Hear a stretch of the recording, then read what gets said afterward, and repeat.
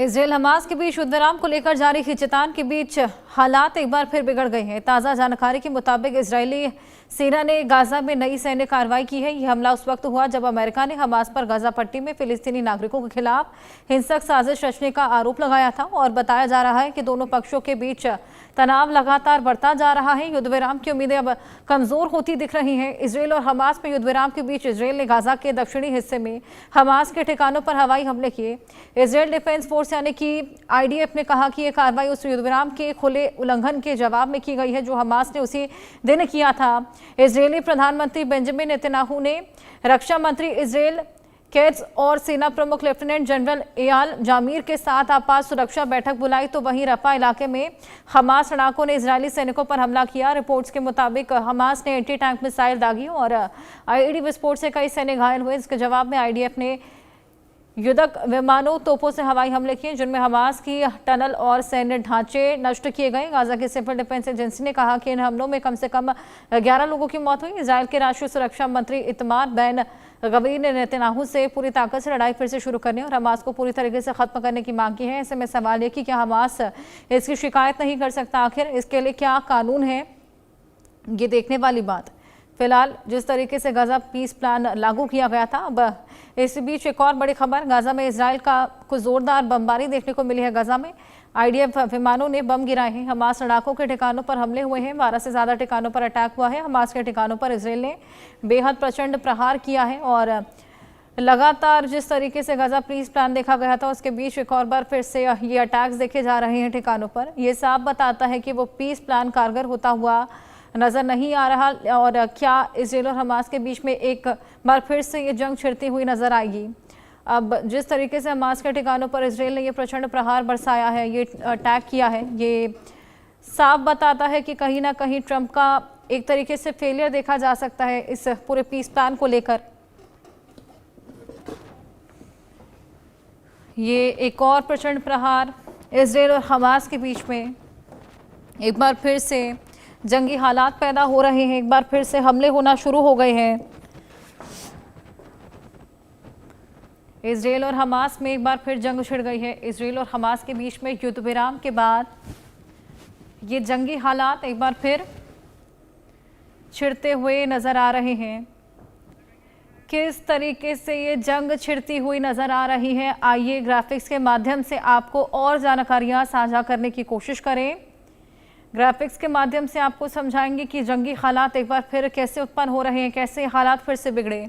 Israel Hamas के बीच युद्ध विराम, लेकिन उसके बाद एक बार फिर से संघर्ष उफान पर है। एक बार फिर ये संघर्ष बढ़ चला है। गाजा पर एक बार फिर से इजराइल ने हवाई हमले किए हैं और तनाव बढ़ता जा रहा है। अब हमास से युद्ध विराम पर तनाव के बीच फाइटर जेट से बमबारी की गई है। एक तरफ युद्ध विराम और एक तरफ ये फाइटर जेट से बमबारी। कई स्थान ऐसे थे जहां पर ये बमबारी की गई है वायुसेना द्वारा और इजराइल के हमले में कई इमारतें और ठिकाने तबाह हुए हैं। इसी के साथ इजराइल ने हमास के ठिकानों को निशाना बनाया है। कई ऐसे ठिकाने हैं जहां पर निशाना बनाकर ये बमबारी देखी गई। फिलिस्तीन का आरोप है कि इजराइल के हमलों में आम नागरिकों को भी निशाना बनाया गया है। आम नागरिकों को क्षति पहुंची है। दोनों पक्षों के बीच में तनाव लगातार बढ़ता जा रहा है। गाजा पीस प्लान जिसको लेकर ट्रंप ने खासा कवायदे की, लेकिन उसके बावजूद अब ये जो उम्मीदें हैं इस युद्ध विराम की कमजोर होती नजर आ रही हैं। ताज़ा हालात के बीच नेतन्याहू ने इमरजेंसी मीटिंग भी बुलाई है और इसी बीच अब युद्ध विराम के बीच एक बार फिर से ये जो हालात बिगड़ते हुए नजर आ रहे हैं, कितने ये हालात और बिगड़ेंगे इसको लेकर बातचीत करना बेहद ज़रूरी हो जाता है। और इसी कड़ी में हमारे साथ हमारे दो खास मेहमान जुड़ेंगे और उनसे इस पूरे मामले को लेकर बातचीत करेंगे। किस तरीके से जंग के हालात एक बार फिर से उत्पन्न हो रहे हैं, तनाव एक बार फिर से बढ़ रहा है। कई स्थानों पर जिस तरीके से बमबारी की गई थी, कई जगहों को, कई ठिकानों को निशाना बनाया गया। आइए और बातचीत इसको लेकर करें। हमारे साथ lieutenant colonel retired Himanshu Singh ji जो कि डिफेंस एक्सपर्ट हैं, निपुण आलम बयान विदेश मामलों के जानकार जुड़ गए हैं। बहुत स्वागत है आप दोनों का। निपुण जी, सबसे पहले आपके पास आऊंगी। गाजा पीस प्लान जिसके नाम में ही पीस था, लेकिन वो पीस ही कायम नहीं कर पाया क्योंकि एक बार फिर से जंगी हालात उत्पन्न हो गए हैं। क्या लगता है ये आगे कितना एस्केलेट होता हुआ नजर आएगा? देखिए आशा जी, हम पहले भी कई बार इस बात में डिबेट कर चुके हैं, चर्चा कर चुके हैं। और आपने जो कहा पीस प्लान, तो पीस में यानी कि टुकड़े भी होते हैं। और जब हम देखते हैं कि किसी भी प्लान को आप लेकर आएंगे तो उससे संदर्भित जितने टुकड़े हैं उन टुकड़ों को अगर आप शामिल नहीं करेंगे पीस के अंदर, तो जाहिर सी बात है एस्टेब्लिशमेंट नहीं होगा। तो मैं मान के यही चल रहा था कि लगातार कि आईडीएफ के बारे में जब हम लोग देख रहे थे कि आईडीएफ जब ही खाली करेगी आईएसएफ को, जब आईडीएफ को श्योर हो जाएगा कि हमस से उसको खतरा नहीं है, थ्रेट्स नहीं है। लेकिन ये मुझे लगता है कि आईडीएफ कभी करने वाली नहीं थी, क्योंकि इस प्रकार का हमस भी गारंटी देने को तैयार नहीं था। और हमस को आप कह रहे थे कि आप डीवेपनाइजेशन करेंगे, वो बात हमस एक्सेप्ट करने को तैयार नहीं था। और फिर हम देखें कि पूरी पीस डायलॉग में हमस शामिल नहीं होगा। हमस एक स्टॉक मतलब यानी कि आपका एक किसी तरह का कोई भी उसमें पार्टिसिपेशन नहीं होगा। तो मुझे लगता है ये बात पहले ही हम लोग देखकर चल रहे थे कि इस प्रकार की बातें नहीं हो पाएंगी। पर इसमें एक इंटरेस्टिंग बात क्या थी, कैदियों की अदला बदली। देखिए, कैदियों की अदला बदली को लेकर ज्यादा मामला फंसा। यानी कि जो कैदियों को छोड़ा जाना था, जितने कैदियों को, वो छोड़े नहीं गए। या तो वो अब हमस के पास है नहीं, या उनकी डेथ हो गई। तमाम तरह के बहुत सारे मसले जो है हमें फंस जा रहे हैं। वो बात स्पष्टीकरण तक नहीं आ पा रहा है। और लंबा समय हो गया वॉर को चलते हुए। आप देखिए 2 साल इसको वॉर को चलते हुए हो गया। तो 2 साल में तो स्थिति की बंदूकों की काफी और भी खतरनाक और कई मामलों में बहुत सारी बातें निकल के आ सकती थी। दूसरा बात क्या था कि जितने भी इसके पूरे के पूरे हम देखें जो ऑपरेशन चल रहा था आईडीएफ का, चाहे उसमें अमेरिका का इंटरेस्ट हो, उसमें चाहे आपका जो ग्लोबल पावर्स और है आपका रशिया, चाइना, इस तरह के इनके अपने इंटरेस्ट हो, फिर रीजनल जो ब्लॉक्स हैं उनके अपने इंटरेस्ट हैं। इधर ईरान भी अब तक बोला नहीं था, लेकिन ईरान के खामनाई साहब का भी स्टेटमेंट आना शुरू हो गया कि हम अपना न्यूक्लियर वेपन बनाएंगे। अमेरिका भले सपना देखता रहे, तो आम तरह की बात आपको देखने को मिल रही है। तो मुझे ऐसा लगता है कि किसी भी पार्टी को लेकर अपना एक इंटरेस्ट नहीं था कि वो रुके। वो रोकने का जो इंटरेस्ट था केवल केवल हम देख सकते हैं, तो वो इंटरेस्ट मात्र आपका गल्फ कंट्रीज में था, चाहे वो कतर हो, सऊदी हो, यूएई हो। वो नहीं चाहते कि इस रीजन के अंदर तनाव बने, क्योंकि वो अपने ग्रोथ को लेकर या अपने डेवलपमेंट को लेकर चिंतित थे। वहां तक तो सही था कि वॉर का वहां तक एक्सपेंशन ना हो, लेकिन इसका स्थायी समाधान जो है अभी भी मुझे लग रहा है कि ये निकलेगा नहीं। और ये वॉर जो है और भी आगे क्या होगा, एक्सपेंशन इसका होगा और आगे बढ़ेगा। और जो इजराइल का मंसूबा है कि पूरे गाजा पे कंट्रोल करना, उसी मंसूबे के बाद ही ये वॉर रुकेगी। अन्यथा कोई और इसका विकल्प मुझे लगता नहीं कि कोई विकल्प निकलेगा। जी आशा जी। बिल्कुल, इसका अब खल फिलहाल तो नियर फ्यूचर में निकलता हुआ नजर नहीं आ रहा। एक बार फिर से ये वही लंबी जंग की तरह, खिंचाऊ जंग की तरह होती हुई नजर आ रही है। हिमांशी जी। आशा जी, देखिए जो पहलू हैं हमास के, वो है कि गाजा में जो इंटरनल प्रशासन है हमास का, वो एक है, और दूसरा इनका एक एग्जाइल का एक प्रशासन है। और ये मिलके शूरा में वहां पर निर्णय लेते हैं, और इनके बीच में भी काफी मतभेद है, क्योंकि जो प्रशासन गाजा में चल रहा है वो इंटरनल सरकार इनकी चला रही है, लेकिन जो अंतरराष्ट्रीय मुखौटा है वो बाहर है। और ये एक दूसरे पे आरोप बहुत ज्यादा लगाते हैं। तो हमास के बीच में भी तालमेल की बहुत कमी है। इसके अलावा जो ट्रंप ने अपनी तरफ से पीस प्रोसेस और पीस प्लान जो घोषित किया था, वो बहुत अस्पष्ट था। जब जमीनी स्तर पर अगर हम देखें तो लड़ाई भीषण है, और लोगों में 15,000 के करीब हमास के लड़ाके सक्रिय हैं। गाजा की जो पॉपुलेशन है उसमें 40% बच्चे हैं, और हमास इन्हीं के बीच में जाकर अपने मिसाइल के नेटवर्क को बढ़ावा देता है और वहीं से हमले करता है। और जो अभी हाल में हुआ है रफा वाला, तो वहां पे भी देखिए, जब इस तरह की कार्रवाई हमास लोगों के बीच में से करेगा, तो इजराइल की तरफ से इस तरह का जवाब आना बहुत ही नॉर्मल सी बात है।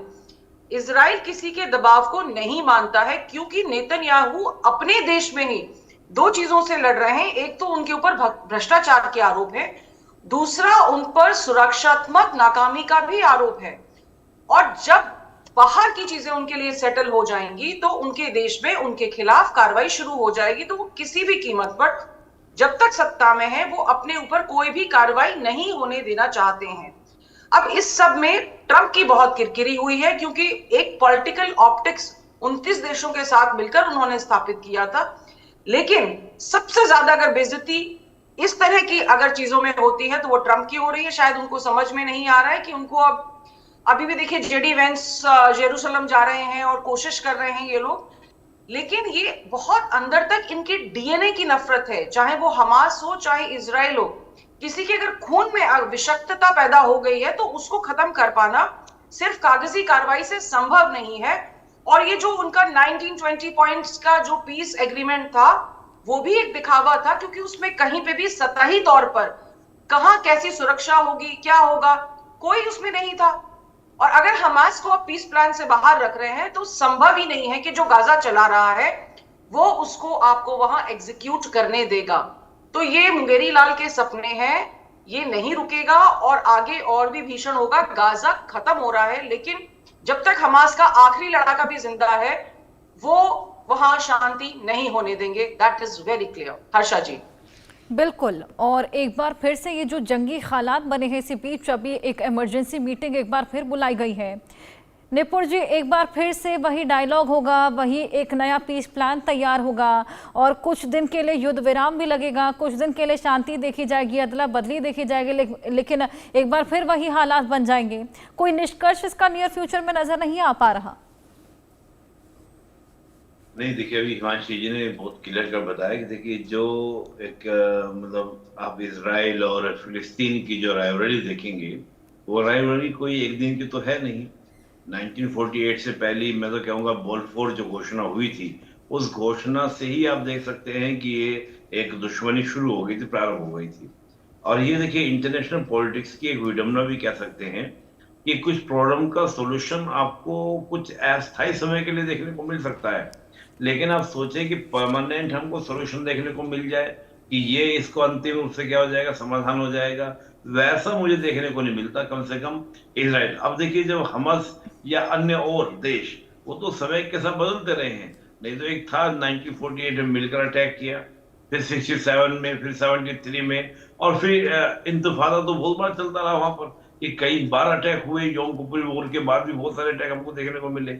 वो तो जो देश हारता रहा, जिस देश को लगा कि मेरे को नुकसान ज्यादा है इजराइल से लड़ने में, उन्होंने कहीं ना कहीं, चाहे वो कैंप डेविड एग्रीमेंट के थ्रू आपका समझौता कर लेना या अब्राहम अकॉर्ड के समझौता कर लेना, लेकिन जिसका वजूद ही इस बात पर टिका है कि हम अगर रहेंगे तभी फिलिस्तीन रहेगा, अन्यथा नहीं रहेगा, तो वो है हमस। उधर आपका वेस्ट बैंक में अल फतेह है। अब अल फतेह की तो स्थिति ऐसी है वेस्ट बैंक में, तो वहां पर इजराइल ने एकदम म्युनिसिपैलिटी गवर्नमेंट बना के छोड़ दिया है अल फतेह को, कि वो पूरे म्युनिसिपैलिटी गवर्नमेंट के अंदर काम करता है, सारी पावर वहां पर इजरायली बस्तियां हैं। तो वही एक तरीका इजराइल को लगता है कि मैं वैसा ही कुछ बना दूंगा तभी मेरी सिक्योरिटी की आपका क्या होगा, चिंता होगा। देखिए मैं एक बात हमेशा बोलता हूँ, एक हार्ड पावर कंट्री होता है, जैसे इजराइल एक हार्ड पावर कंट्री उसको लोग बोलते हैं इंटरनेशनल पॉलिटिक्स के टर्म में। हार्ड पावर कंट्री वो होता है जो अपने नागरिकों को ये गारंटी देता है कि I will secure you each and everything, मतलब हर तरह का कैसे भी इन्वायरमेंट क्यों ना हो, मैं तुम्हें क्या दूंगा, फुल्ली सिक्योरिटी दूंगा, बदले में तुम मुझे हैवी टैक्स दो। अब इतने हैवी टैक्स लेने के बाद आपने पूरा अच्छा खासा अपना एकदम वेपन मशीनरी आपने बनाई, उसके बाद अटैक हो जाना, तो ये एक हार्ड पावर के लिए एग्जिस्ट करना किसी भी एरिया में वो दिक्कत हो जाएगा। और दूसरी बात क्या है कि इजराइल तो ये बात जानता है कि अगर आज में कमजोर पड़ा तो कितने देश उसको हमला करना चाहते हैं, चाहे वो टर्की हो। आप इसी वॉर में देखें 6 देशों में उसने अटैक किए, ईरान है, कतर है, टर्की है, सीरिया है, कई देशों पर, यमन तक में। तो चारों ओर मैं हमेशा बोलता हूँ कि इजराइल की कंडीशन ऐसी है कि चारों ओर दांतों के बीच में एक जीव जैसा रहती है, वैसे आपका इजराइल रहता है। तो ऐसे में इजराइल का भी अग्रेसिव होना, हमास का ये मानना कि अगर मुझे बाहर किया तो मेरा वजूद खत्म हो जाएगा, 2007 से मैं पावर में हूं, मेरे जो पूरे इक्वेशन है वो फेल हो जाएंगे।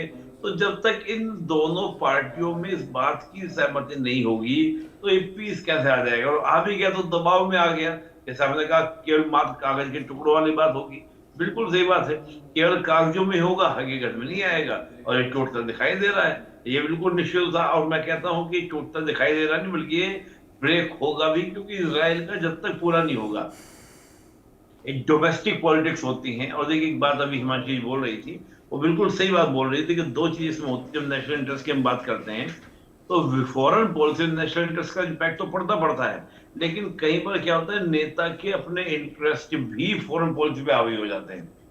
चाहे हम लोग लीडर की बात करें, जो लीडर में लेते हैं की बात करें, वो भी एक फैक्टर हो सकता है। लेकिन देखिए मेजर फैक्टर क्या है कि बेंजामिन नेतन्याहू के आने के बाद तो ये कॉन्फ्लिक्ट शुरू हुआ इजराइल और फिलिस्तीन के बीच में। ये इजराइल और फिलिस्तीन के बीच में कॉन्फ्लिक्ट पुराना है, एंशिएंट मतलब काफी लंबे समय से आपको चला आ रहा है। और हम देखें तो बहुत पहले जाएं तो कितना पुराना आप इसको कल्पना कर सकते हैं।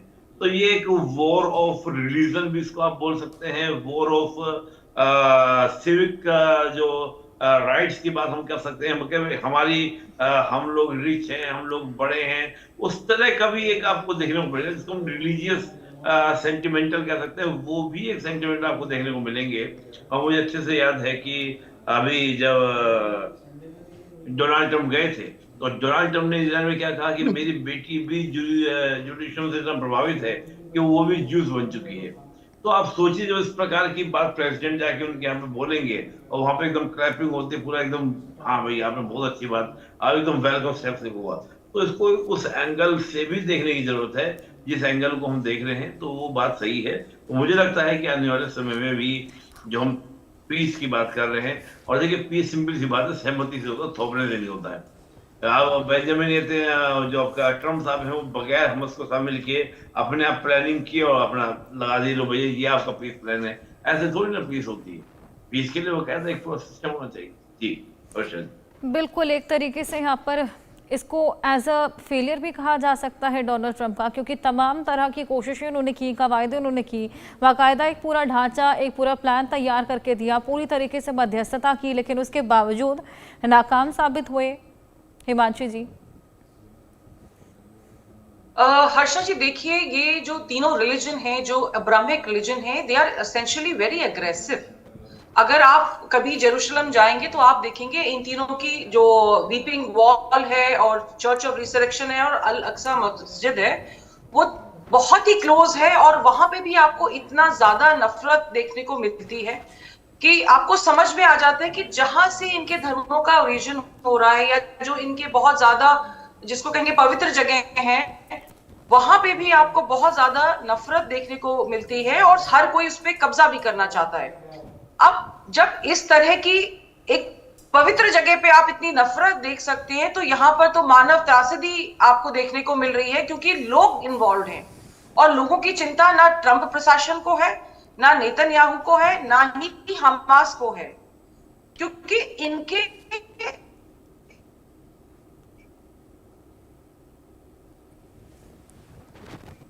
बिल्कुल बिल्कुल हिमांशी जी,